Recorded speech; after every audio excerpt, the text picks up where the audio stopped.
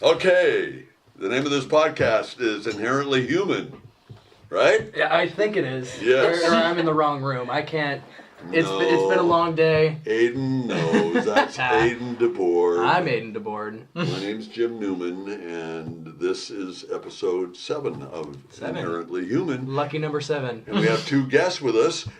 They were on episode 6, and we began to discuss a topic that was far larger than the amount of time we had left. Right. So we decided to extend to episode 7 and talk about human morality.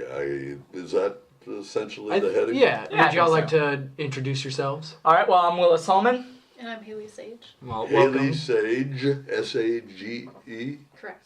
Cool, Yeah. cool Alright. name. That's very important. People know that. Yeah, there's Facebook. We need it. So we left off last time. Haley asked the question of inherent human morality. Now, are we good or bad? Yeah. Right. Are we born, quote unquote, good, or are we born, quote unquote, evil? Or are we mostly of one of those. mostly of one? Are we morally ambiguous? The word? Blank slate is the term Right. I use. Yeah. And then through the idea of nature versus nurture, essentially, is how we develop those morals. Yeah. Right? Yeah, it's Yeah, you've strongly talked about related. that before. A little bit. Yeah. So, Haley, we might have talked about it on the previous episode, but what's your opinion? What do you think? Are humans, when they're born, are we inherently on the moral compass, or are we lost? What do you think? Are I we? think Yeah. that when I quickly agreed more with what you said, which was lost, because I don't think we have any concept or idea of what morality is. We don't understand it. We just have like instinct. We just have this, maybe it's a survival like instinct. Maybe it's, that's what I think it is. But it's only when we get older that we learn, our society has made rules and tells us what is good and what is bad, because throughout history that has changed, right? So I think that if we're just going to keep it really simple, I think we're a mix, like a pretty even mix, actually. I wouldn't say we're mostly good. My family and my background would tell me that, but I disagree. Some of my more pessimistic, friends or something would say maybe mostly evil, but I don't think we're at a place where we could say that, and I know that's where the discussion comes in. And I also would need to learn more about, like, what research has been done to, like, demonstrate. Right, but do you have a gut sense? If you meet someone, and I guess you could put yourself in that position of just telling us what subjectively, if you don't know anything about the person, are you going to expect this person to be a nice guy or a nice woman? Okay, that's interesting that you rephrase it by, like, making it Yeah, about, just like, very personal. adults maybe that I might run into, because when I meet new people, I usually assume, unless they're Yes. like a woman or something, which is weird, that they're a mostly good person. Like I'm usually pretty optimistic about people. Okay. Yeah, it's just when we talk about when we are like we are newborns and we are just coming into the world that I'm just like there's no grounds to say that we're mostly this or that. I think when we start to get older and we kind of decide what we think is right and wrong, that's where people maybe veer off. Well, then where does that come from? Is that from parental teaching that we learn to be good or bad then, if it's not inherent in us? Like, what about altruism? If anyone is willing to give up something that they value just to help a stranger and not get anything back, is that something that you learn at the family table, or is that something that comes from somewhere else, whether it be religion or, I don't know, something more inherent, more deep than that? I mean, it has to be a mix of both because, you know, we are a part of, like, there's social pressure. There's, like, forces that influence our behavior that come from our environment, from other people. But I think, you know, even if you aren't raised, you know, under a certain moral code that's really obvious and explicit, you can't do this, you should do this, we still have, I feel like, at least some base, like, level of empathy or, like, ability to empathize. At least most people do. Yeah. So, Because we understand pain. We understand that other people can experience pain, right? yeah. And so, because we recognize that we ourselves have felt pain, then maybe it's a pretty simple step to wanting to end it in someone else, which would be kindness, I guess. Or not. So, I guess that begs the question: does kindness, does kindness come out of empathy? Does altruism, does any kind of good moral direction come from empathy?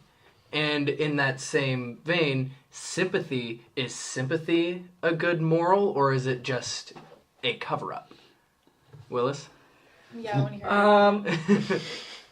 That's an interesting question, and something I've been thinking about as we're having this question of morality is, I was talking about this kind of thing in one of my political science classes the other day, because, you know, whenever you're in a political science class, most people here might not have ever been in a poli-sci class, but some people have very strong opinions about certain things, as people probably know.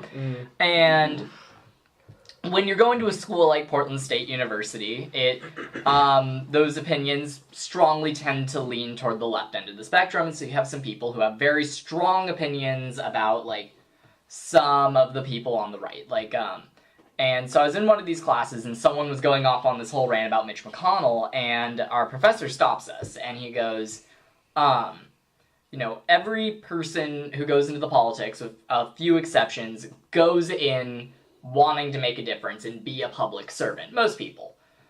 But as time goes on, the environment is what makes them maybe loosen their morals and, you know, go into a direction that may be considered amoral or inherently bad.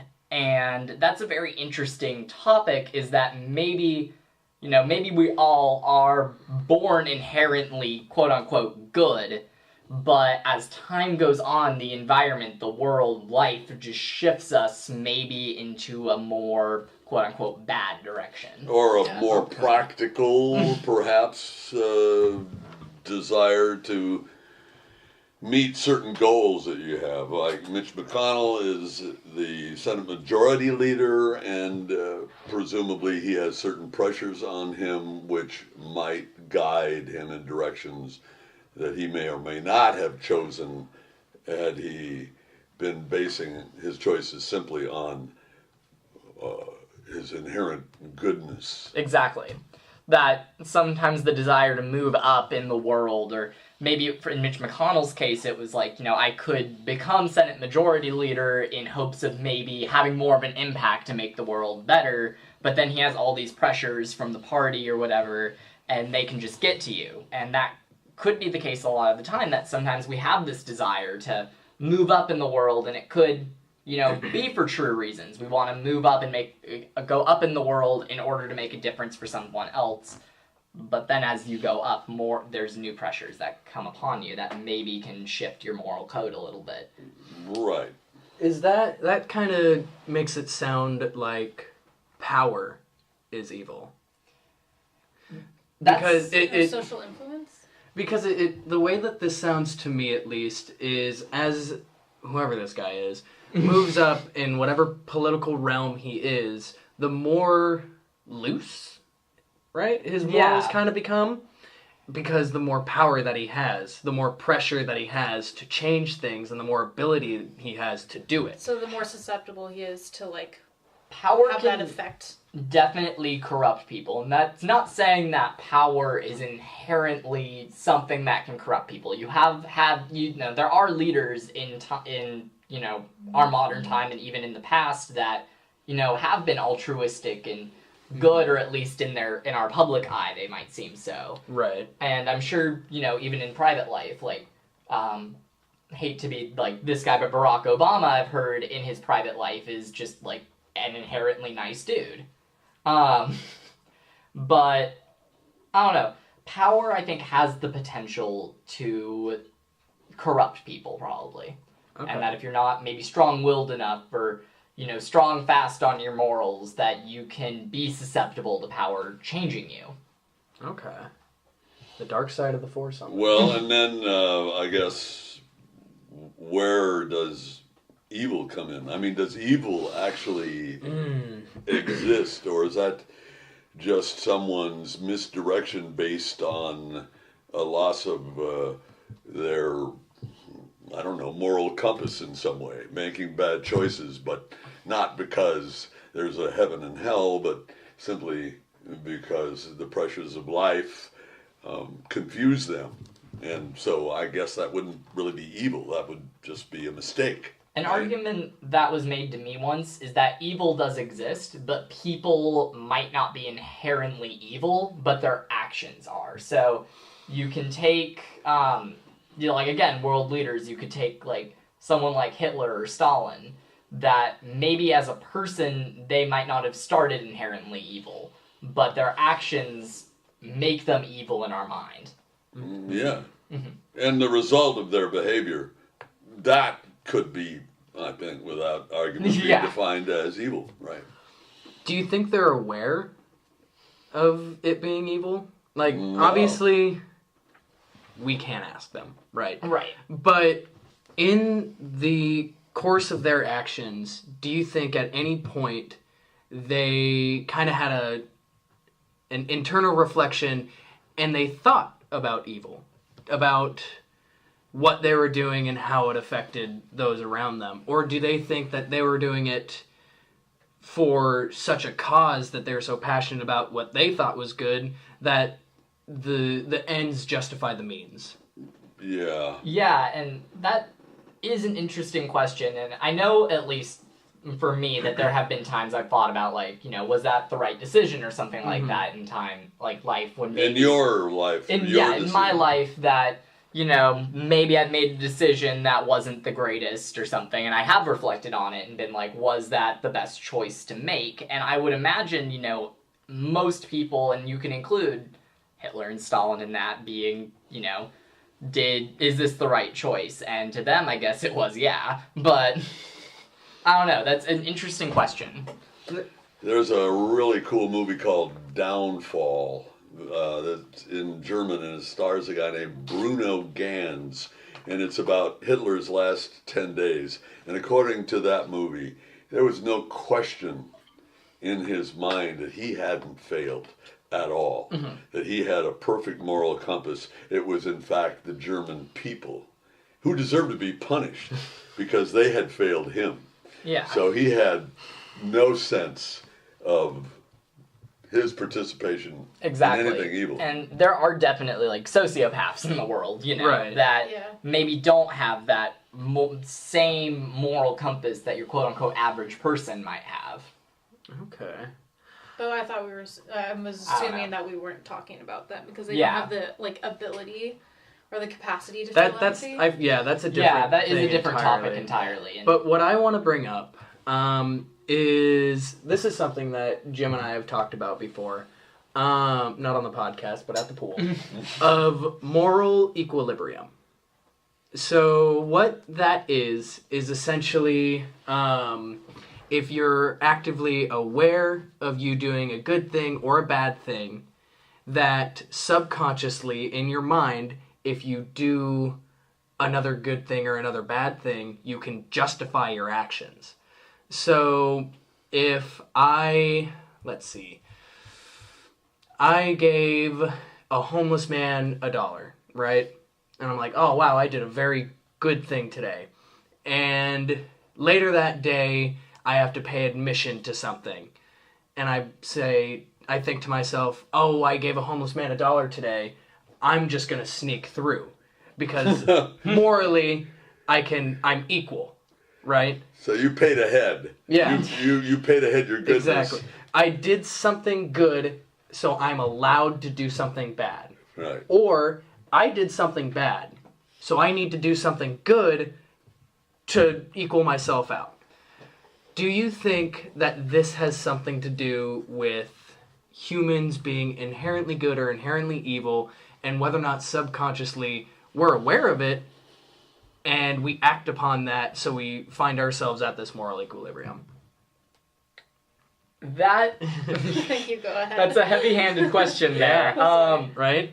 Gonna We make asked me those- practice my improv skills here. Yes, and? Yes, and I think that also kind of lends itself to the idea of like a second chance almost too, is that moral equilibrium, that kind of the reverse of that you do something bad so maybe you do something good. I don't know, like I've definitely like maybe felt that in the past where, you act, you're in a bad mood and you screw over a friend so you buy them coffee the next day and kind of attempt to make it up to them and say I'm sorry. Mm-hmm. And it's kind of along the same vein, I think, of what you're saying. That feels more like personal guilt, interpersonal guilt between two people. The moral equilibrium that I'm thinking is solely you. Solely You me. as a person, each individual person, everyone has a moral equilibrium. You in your head keep track and keep tally of all the actions that you do on this moral scale, right?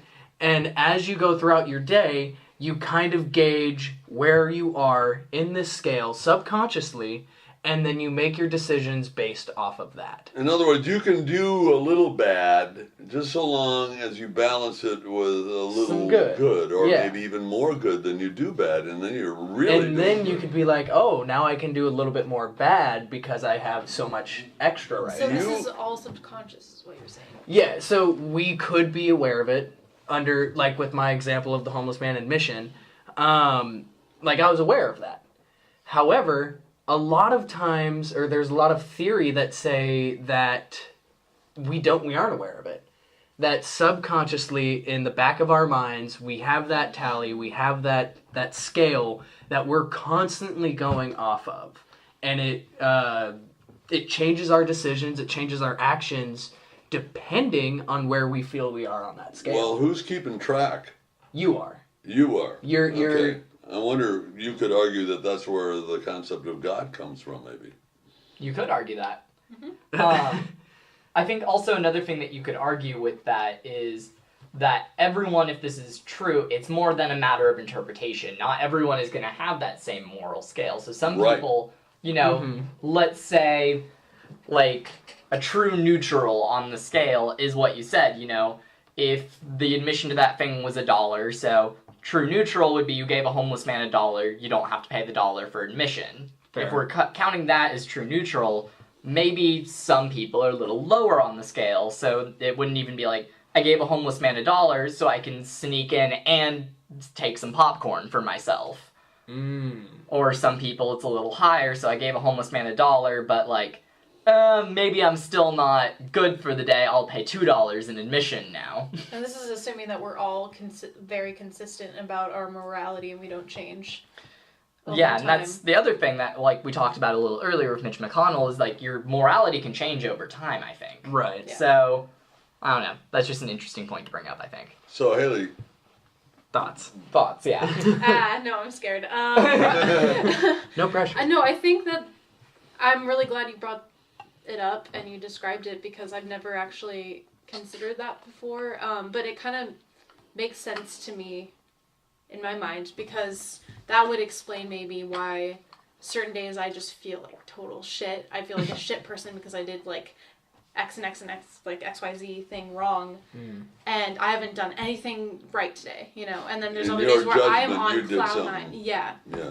And there's days where I'm like, super high on life because like I've just been on it. Like I helped someone out. Like I just ran into someone who needed help with like holding out open the door, and then I ran into a different situation where I was useful, and so then I feel like really great about myself, and that would be describing when I fall out of that middle range, right, of like equilibrium. And I guess equilibrium, it might not be a line. We're saying it's like It's a spectrum, maybe. Yeah. A scale. That's a scale. Yeah. So the idea behind it is that you ultimately want to be within that little middle area, and then too far on each end is when you start feeling uncomfortable and you need to do something good, or you feel a little bit too high That's and not you need sustainable. to Like you can't stay up there. Yeah. because then it just becomes the new standard. So I guess my question in all of this is, if we subconsciously do this, does that make us inherently blank? Inherently. Well, Like our blank state that you were talking about before. Yeah. When we're born. Yeah. Are we prone to evil, prone to good, whatever, or are we just ambiguous in the middle? The idea of moral equilibrium in my mind leads me to believe that we are born prone to nothing. We're born with this middle ground according to what we believe, and then however that changes through time and society. well, okay. All right, everybody's disagreeing. I don't know if I disagree with you. That was definitely a kind of. It's more of a. I haven't kind of thought of that Yeah. in that context before. I don't know if this is just me wanting to believe that like we're all born at least with good, but I'm not entirely sure in all honesty. And I do like the idea of equilibrium. I'd like to at least believe that we're all born with the potential to be an inherently good person. Because I think if we start to believe like, oh, we're a neutral people, then, maybe that allows us to... A little too much wiggle A room. little too much wiggle room, maybe, to not do as much good things where, I want to strive to be, the best person I can be. So, according to my moral equilibrium. So... Well, I've had a lot of psychotherapy, and so I think I sort of know, and I don't know where they get this impression, but a lot of psychotherapists have this belief that, from what I can derive, that babies, when they giggle and smile and coo or even fall asleep, they have within them an inherent well-being that the traumas of life tend to take away from us, but that we have as the initial gift of being born this well-being, which could be described maybe as joy. And since it's a positive feeling, since it's a good thing, then I would infer from that it suggests that we are good, but can lose it easily because, after all, the brain is simply cellulose and water, and we're vulnerable.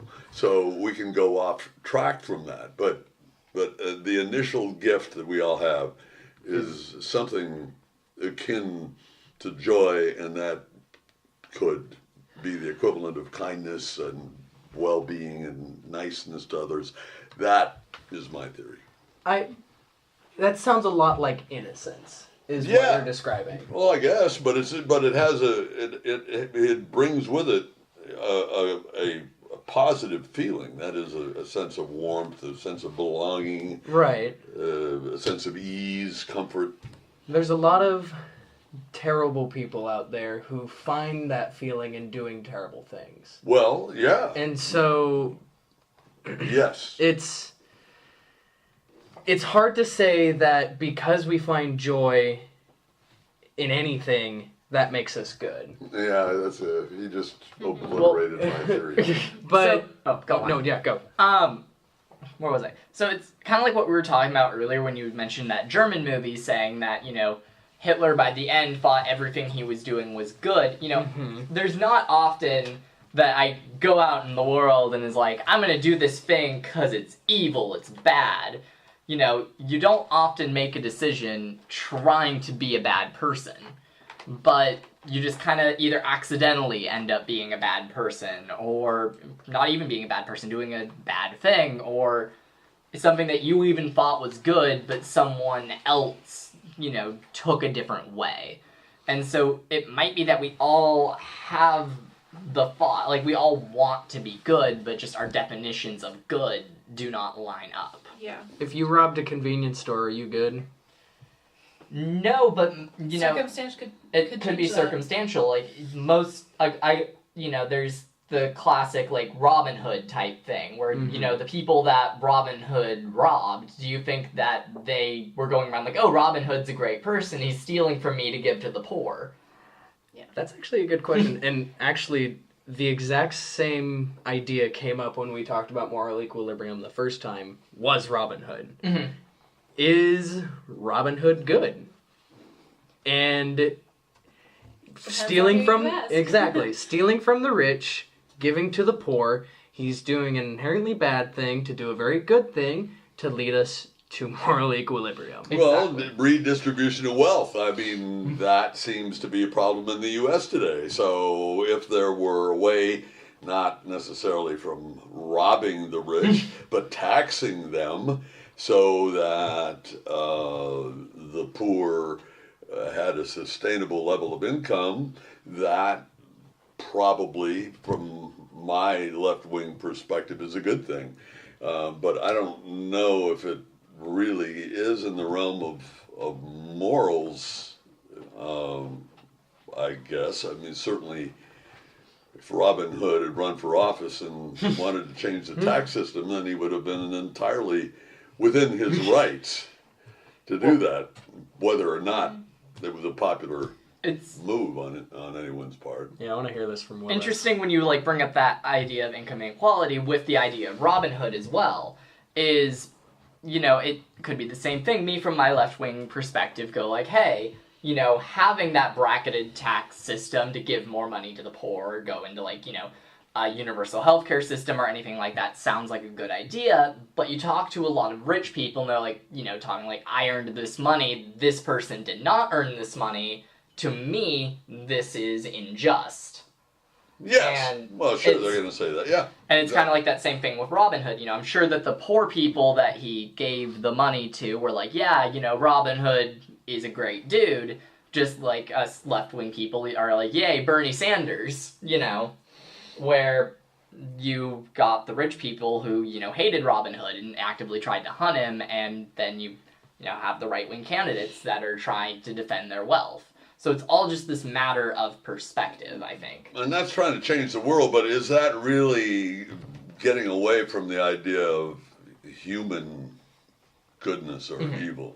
I mean, does anybody feel like they've, changed their mind hearing this discussion about any of this? Like, are you deep inside, Aiden, a good person? No, no, I'm not. I can tell you right now, without any doubt in my mind, that on the inside, none of us are good people. Really? None of That us. is your belief? I truly believe, even with moral equilibrium, even with everything, I think I'm humans amazed. are inherently evil.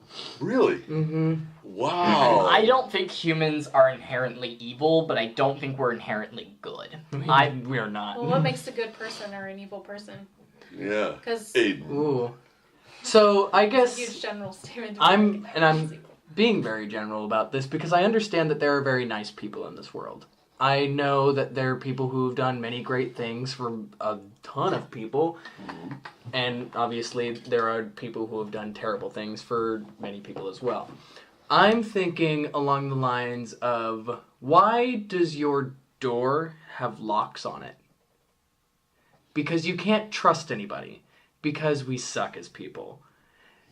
I lock my doors every time I leave because I know there is someone out there who wants to get in and take my stuff. Do that inherently evil thing.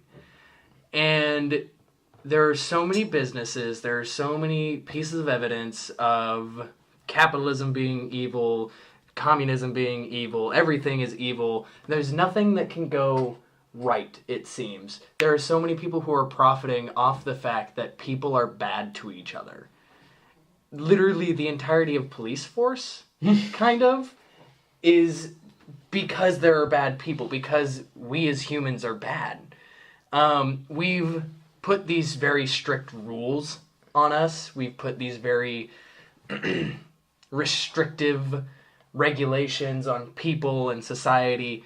But even without those, we still are fully capable of doing terrible, terrible, terrible things to each other. I think. And Go yeah, on. No, I mean, I've said my case. People are bad, and that's just how it is. I think assuming that all people are just inherently bad is kind of. If you call me pessimistic, It's I not swear. pessimistic. It's just not, I think, the greatest point of view to have. And I will kind of explain why. Is I think it just goes hand in hand with with trust. Is yeah, I lock my door because I know that there is the potential that someone is going to try to break into my house. Mm-hmm. But it's not like I wake up in the morning and be like, today is the day that someone is gonna rob me. Like, it's more that, it's life that there is the potential that a bad person will come around and rob me. But there's also, for example, you and I have really gotten to know each other. I'm not gonna wake up and be like, today's the day that Aiden is gonna rob me, because I have a certain amount of trust for you as a friend that you are not going to steal from me, type thing. And so, it's just a level of trust. I do not think you are an inherently bad person, because you have not shown me a reason to think you are a bad person. Okay. In other words, you're Very general. cute. Thank you. Well, it seems to me that Aiden's generalizing about humanity. Mm-hmm. Oh, immensely, yeah. Yeah. I'm willing to admit to that. Right, and that when you get down to specifics, when you tighten the focus, I think it wouldn't be that difficult to find people on either side of that spectrum. I mean, very, very good human beings, just surprisingly so. From the time they were toddlers, they're just really exemplary, good, kind, generous people. Yeah. And they live their lives that way. Whereas, of course, you can find people that are exactly the opposite of that. So your view sounds nihilistic, because you kind of put everybody in the negative camp.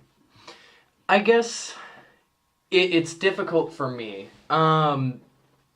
I know, once again, that there are amazing people in this world. All of us, or at least all of y'all, I think are great people. Thank you so much.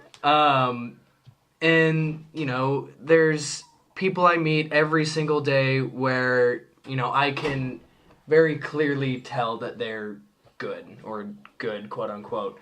But the vast amount of people that I don't know that of, and the vast amount of people who I have met and been like, you are an asshole. Why do you And point at me? because you're in front of me. That's just how it is. We're in a very small room. Yeah. And so, I don't know, it's easier for me to believe that people are bad or evil, and then be surprisingly surprised, genuinely surprised, and overjoyed that when I meet someone who is good, or however we decide to define that, and they are not evil. It's a good feeling. I set my bar low, so that way, when people exceed it, and they're actually decent humans, I'm happy for it. It sounds to me like you're kind of setting up like a safeguard for yourself almost. Yeah. Well, I Yeah. relate to that. Yeah. And I relate to that too. It's not like I'm gonna meet someone on the street and be like, hey, let me tell you like my bank account password, because I think that you're a good person that's not going to abuse that power. I probably wouldn't tell you my bank account password either, but Oh, we're getting called again. Oh, there are Is it a call from people a always fan? calling. Oh, we have all our Frappe. How fans. can I cancel that? All right. we're done. An Actually, inherently bad person who calls during a podcast. I know. Why God would damn it. someone Dare choose they? to do that? Yeah, Is can we all agree that calling in the middle of recording is an So asshole move? wrong. Like, yeah. Deeply disappointing, I have to say. I have something I want to add. yeah, totally. Yes. So Please. as you were describing kind of the whole like being surprised by people, you know, Mhm. and assuming that they're just probably Assuming not the that worst. great, yeah. Yeah. It made me think about, okay, so I know I've mentioned me and like the female population usually do not get along, or at least when I meet a woman, a girl, whatever, I'm just like, I just can feel like instantly more suspicious or of intention, just more uneasy. Wary of that And person. I know that's not a rational, like, that assumption is not coming from any kind of evidence from that actual person. It's coming from learned experience in my past. So the question for you is, where do you think that came from? Or did it not come from anything specific, do you think? When did you decide that this is how you felt about Ooh. people? Oh, that's hard. Let's psychoanalyze your life here, I can, maybe. Yeah. I can point to like experiences where I'm like, Right. I was bullied, I was harassed by this group of girls and growing up, you know, so that's why I think I have that. It came from hearing stories like that. Okay. So All the stories you've ever heard about all shitty people. because I've talked to a lot of people. People have told me about all the things that have happened to them, about all the people who have done them wrong in different ways. I hear drama from people who I've never even met, and I just hear these things about how terrible someone is and how in their mind they're justifying what they're doing even despite everybody else knowing it's terribly wrong. And so I've heard that far more often than I've heard anyone tell me about good things that have happened. I mean, I feel like people don't want to go and tell everyone about good things they think about people because it's not juicy, it's not dramatic, it's not interesting. I If think someone it's did something really shitty, like, I'm gonna freaking tell people because when I'm upset, I want to vent, feel better. Also, because, like, it feels good to sometimes hate on other people, like, or not hate on other people, just, it feels, hold on. It feels Hold good. on. Oh, it feels good to hate on someone? Well, Does that make us inherently evil because we derive joy from other people's suffering? I mean that was poor word choice because I meant like I feel like people What? actually I do think that people like to judge. What They feel joy from judging people. I think Haley's kind of talking about is that it is a lot easier sometimes to talk about the bad things happening in your life.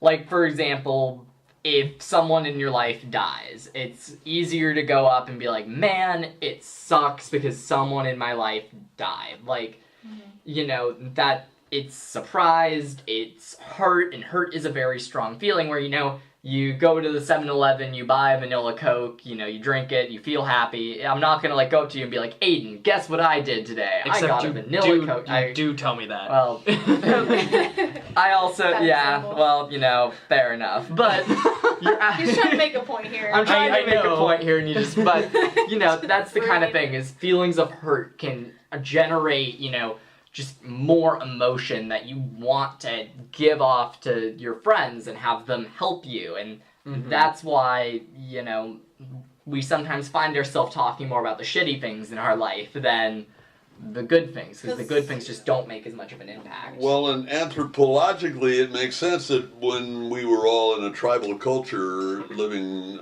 in the outback someplace, the negatives would probably keep us alive if we talked about them. Oh, yeah. So Yeah. that might be one reason that, for example, in TV news, if it bleeds, it leads. That's a phrase that people use. And, well, in a tribal sense, it makes sense to know about that horrible auto accident or about those murders that took place, because then we can take steps to keep ourselves safe. And that does make sense, in an evolutionary sense, even. So evolutionarily, Yeah, that's a new word. I'm gonna probably patent a word. that. Yeah. Yeah. Wow. Okay. That makes sense. But does it answer the question of are we? It's not a question that What- can be answered. Okay. Say more. think. Say more. Yeah. That's why we have this whole debate in the first place, is because no one can say, we can't like point to our genes, we can't point to our DNA or like some Yeah, part we of our don't know brain that enough. there's no hard evidence. It's Yeah. just Fair. I also Right. you can't see inside someone's mind. Like Mhm. I can't open up Aiden's head, take a look, and be like, oh, he looks like he's a good person today. Like yeah, we can't see the Look back thoughts. up. yeah. So Okay. So I guess we're at the 40.5-minute mark. This has been incredible. Did we solve it? Do you think? No, No, I don't no, think we did no, at and all. but I don't think we can. And Yeah. No, It's just What- it's what fun are- to talk about, I think. So what are your closing statements here? What on humans' inherent morality, moral equilibrium, inherent evil, all of this. What's your closing thoughts? What generalize it?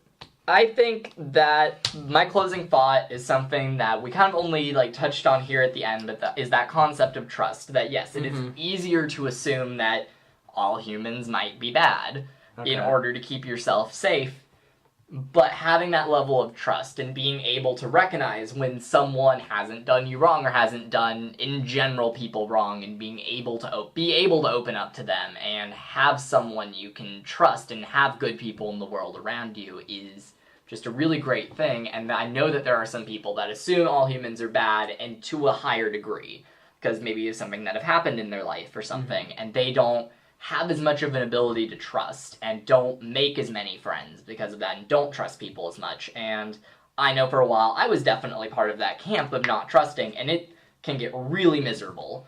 And so yeah, it's safer to assume all humans are bad, but having people to trust is just really awesome as well. Okay. How am I supposed to follow that? In any way you want. Are we talking about humans as like toddlers, infants? Are we talking about? It's just Just your closing What's Whatever- your- whatever you're whatever your thinking. takeaway is. What's on your mind brains? I think that people, and I think we're pretty neutral inherently, at least like if we're talking in terms of when we've grown older, because I think that we are pretty passive when it comes to interacting with the environment. I think that we are more susceptible to environmental and other people Yeah, influences. changing. Yeah, exactly. And I don't think that our actions are mostly our own, honestly. So I think that what we do is more of a product of our circumstance, our environment, the people around us, the pressures around us. So you believe in nurture far more than nature? In Yes. That. Okay. Yes. But if we're just looking at, we're ignoring all of the outside influences and we're just looking internally and thinking about, okay, truly when it comes to my level of empathy and ability to do good, where do I fall? I think we're pretty neutral. We're not leaning either way on the scale. And speaking from my number of decades, I think that Willis brought it up that people can change based on their experiences. Like, if you're an asshole, then you might find yourself alone, so you might choose to change. And I guess my final thought on this is that whatever is the foundational truth of whether we're good or bad or neutral, the reality is that we're malleable and we can change. And if you're lucky in life, then you, or in my case, me, if I have learned to be a better person, then I'm happier for it. And that's, I guess, relativistic or something, but that's all I really can deal with is myself, and so I think we skew towards trying to be better people generally. Okay. I mean, I feel like my opinions on this have been voiced very effectively. I haven't changed.